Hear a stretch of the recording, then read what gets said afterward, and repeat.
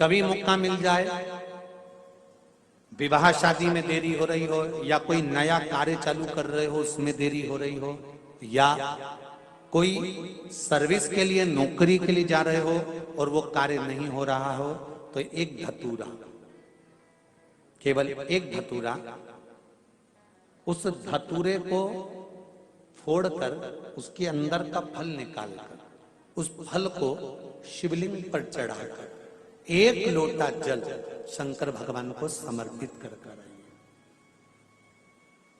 दिन होना चाहिए मंगलवार। कौन सा दिन होना चाहिए? जम के बोलो जरा, मंगलवार। समर्पित करो। उसके बाद में आप विवाह के लिए अगर समर्पित करे हैं तो विवाह में देरी नहीं होगी। व्यवसाय और व्यापार के लिए या नौकरी के लिए समर्पित करे हैं तो उसमें देरी नहीं होगी। एक पत्र में आया है, सुन लीजिए, बड़ा सुंदर संवाद है। पंचमी तिथि के दिन गन्ने का रस, गन्ने का रस जानते हो, ईख का रस, गन्ने का रस तुलसी जी के क्यारे में हाथ में लेकर 7 बार अपना नाम और गोत्र बोलकर छोड़ दो।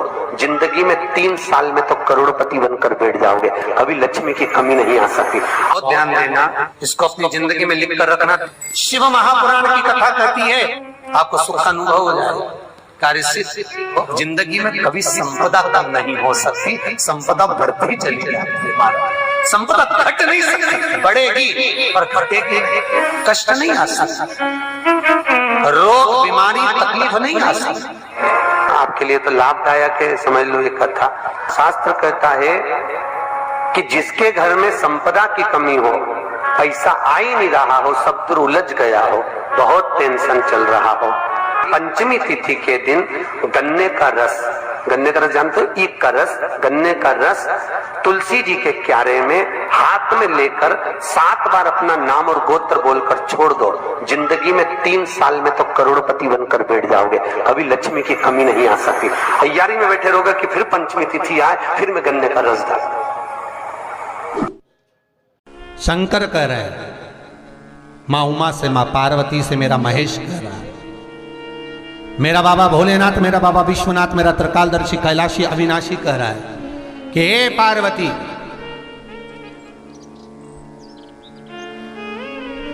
एक बीला, एक बेल जो मुझे समर्पित करता है, और समर्पित करने के बाद उस बेल की महत्वता देखिए, जो बैसाख महीने में बाबा शंकर को जो चढ़ाया जाता है, और 1000 अश्वमेध यज्ञ का पुण्य फल हम प्राप्त कर लेते, मात्र एक फल चढ़ाकर, मात्र एक फल चढ़ाकर। हे पार्वती, संसार का मनुष्य जब मुझे वो बेलपत्र समर्पित कर, वो बेल का फल समर्पित करता है, पार्वती वो फल जो मुझे चढ़ता है, फिर मैं भले नर्मदा के जल से निकला हुआ कंकर शंकर क्यों ना हूं, फिर चाहे मैं गंगा के जल से निकला हुआ कंकर शंकर क्यों ना हूं, चाहे फिर मैं यमुना के जल से निकला हुआ कंकर शंकर क्यों ना हूं, चाहे मैं सरयू के जल से निकला हुआ कंकर शंकर क्यों ना हूं, चाहे मंदाकिनी के जल से निकला हुआ कंकर शंकर क्यों ना हूं, ए पार्वती, फिर जो भी शिवलिंग पर वो बेल समर्पित होता है, वो बेल उठाकर जीव अपने कार्य में ले सकता है। ये माँ उमा से कह रहा है। तो उस बेल की महत्वता जानेंगे।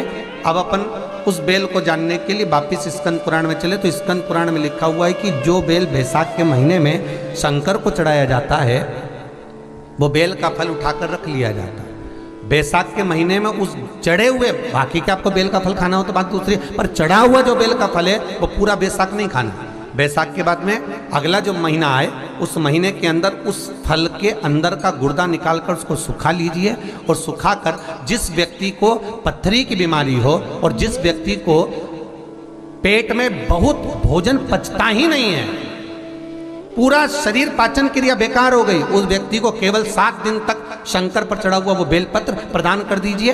पथरी भी बाहर और पाचन क्रिया भी ठीक, जिंदगी भर तकलीफ नहीं। उस बैसाख में उस फल की इतनी महत्वता बाबा भोलेनाथ स्कंद पुराण, लिंग पुराण, नर्मदा पुराण, पद्म पुराण के अंतर्गत, शिव महापुराण के अंतर्गत वर्णन कर, उसकी महत्वता है। वो बेल का फल साधारण नहीं हो सकता। मेरे शंकर को जो जो चढ़ता है ना, वो कुछ भी चीज साधारण नहीं है, विशेष जब कामना रहती है, विशेष कामना। आज आपका मन कर गया 108 चावल के दाने मेरे को शिव जी को चढ़ाना। Open your Angel One account in 3 quick and easy steps. Enter मैं मुझे आज शंकर भगवान को चढ़ाना विशेष। आज आपके मन में कोई मनोरथ बड़ा है, कोई कामना बड़ी है, और बाबा से आपने विनती करी कि मेरा ये कार्य अटक रहा है, आप पूरा करोगे, मुझे विश्वास है। 108 चावल के दाने चढ़ाना है। आपने चंदन लगाया, हाथ की हथेली पर 108 चावल के दाने जो घर से गिनकर लेकर गए हो, उसको हथेली में रखा। एक एक चावल का दाना नहीं चढ़ाया, हथेली में रखकर जो विशेष कामना, जैसे किसी कर्मकांडी ब्राह्मण से पूछा जाए, पूजन होने के बाद में विशेष अर्घ दिया जाता है, विशेष अर्घ।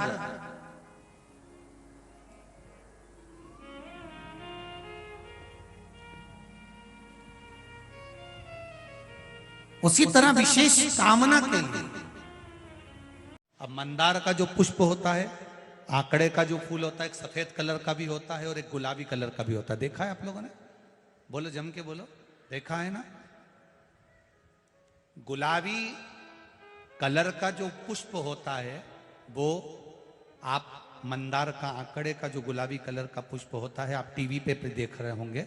एक सफेद देख रहे होंगे, एक मंदार का गुलाबी फूल, नीला कलर का फूल देख रहे होंगे।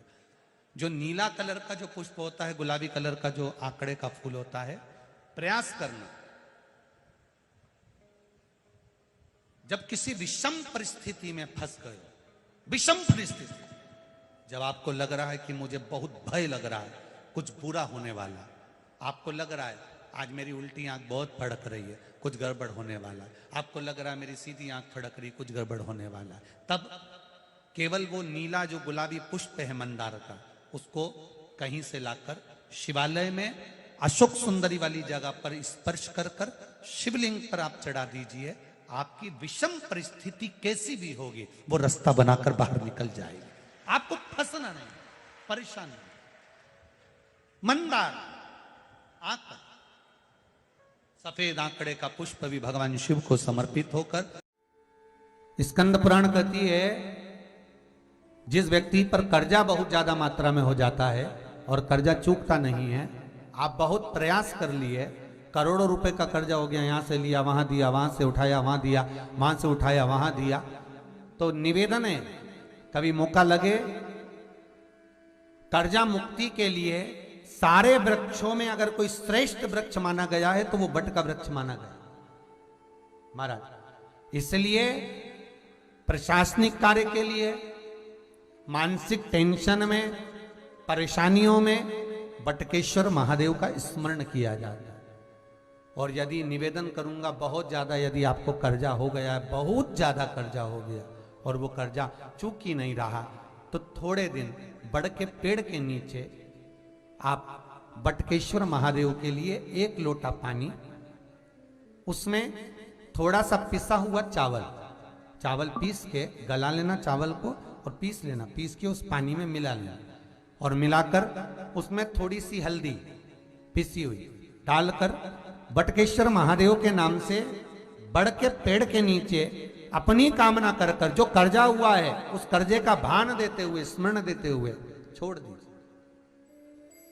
महाराज 2 या 3 सोमवार एक ही जगह पर करना, 3 सोमवार बाद वहीं से बड़ के पेड़ की थोड़ी सी जड़ उठा लाना और उस जड़ को एक कोई धागे में बांधकर या तो अपनी गले में डाल लो या अपनी जेब में पटक लो, उसको थोड़े दिन पटक कर रखना, लगभग 2 से 3 महीना पटक कर रखो।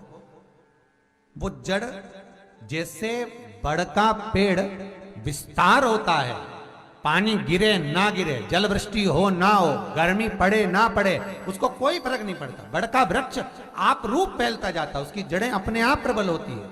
उसी तरह ये बटकेश्वर महादेव कहीं से भी अगर जड़ आपके पास में रखी है 1 महीना, 2 महीना, 3 महीना तक, तो ये जड़ अपने आप लक्ष्मी को पकड़कर खींच कर लाती है और कर्जे से मुक्त कर देती है।